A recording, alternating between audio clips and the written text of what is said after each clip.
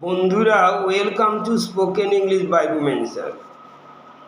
আমি তোমাদেরকে আজকের থেকে একটু অ্যাডভান্স লেভেল ইংলিশ পড়াবো। এটা অ্যাডভান্স লেভেলের ইংলিশটাকে অত্যন্ত সহজ করে দিই, বুঝতেই পারবে না যেটা অ্যাডভান্স লেভেল ইংলিশ। ওকে, শুরু করা যাক। যেমন নর্মালি আমরা জানি প্রেজেন্ট কন্টিনিউয়াস, যেটা কন্টিনিউয়াস মানে what are you doing now, এইটা কোশ্চেনের উত্তর। এই মুহূর্তে কী করছো? নাও আই এম রিডিং, আমি পড়ছি। Now I am eating, I am playing, আমি এখন খেলছি। এরকম এই মুহূর্তে যা যা ঘটছে সেটা কন্টিনিউয়াস। কিন্তু এইবার অ্যাডভান্স লেভেলে বলছে যে যখন যেটা ঘটছে এটা ঠিক আছে, কিন্তু ধরো তুমি এই মুহূর্তে একটা বই পড়তেছো, তুমি বললে I am reading an interesting book at the moment, এই মুহূর্তে আমি একটা খুব মজাদার বই পড়ছি।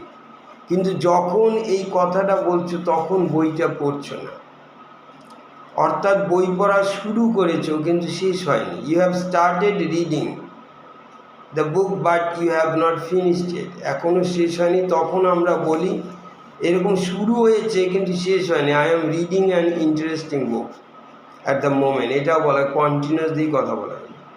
আবার যদি বলে they are building a new house, তারা একটা নতুন বাড়ি করছে, কিন্তু maybe today they are not working, হয়তো আজকে কাজ করছে না। তারপরেও আমরা ইংলিশে বলবো continuous, they are building a new house, তারা একটা নতুন বাড়ি করছে কিন্তু শুরু করেছে, এখনও শেষ হয়নি।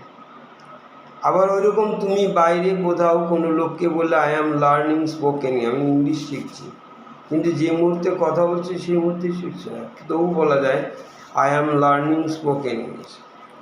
আবার ধরো এরপরে আমরা পরের রুলটা বলছি যে the population of the world is rising very fast. The population of the world, পৃথিবীর জনসংখ্যা হু হু করে বাড়ছে, কিন্তু actually something that is happening, the change is happening around now, আমরা বলি এই মুহূর্তে পরিবর্তন ঘটছে, এই ধরনের পরিবর্তন, the change is happening around now, তখন আমরা কন্টিনিউয়াসলি বলি। আমি আবার বলছি, আমি অনেক সময় is your English getting better, তোমার ইংলিশ কি আরও ভালো হচ্ছে?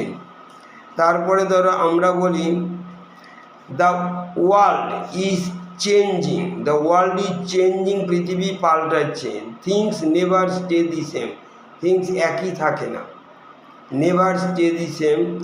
দেন আরেকটা, the cost of living is rising, জীবনযাত্রার যে মান, মূল্য, খরচ বেড়ে চলেছে। Thank you.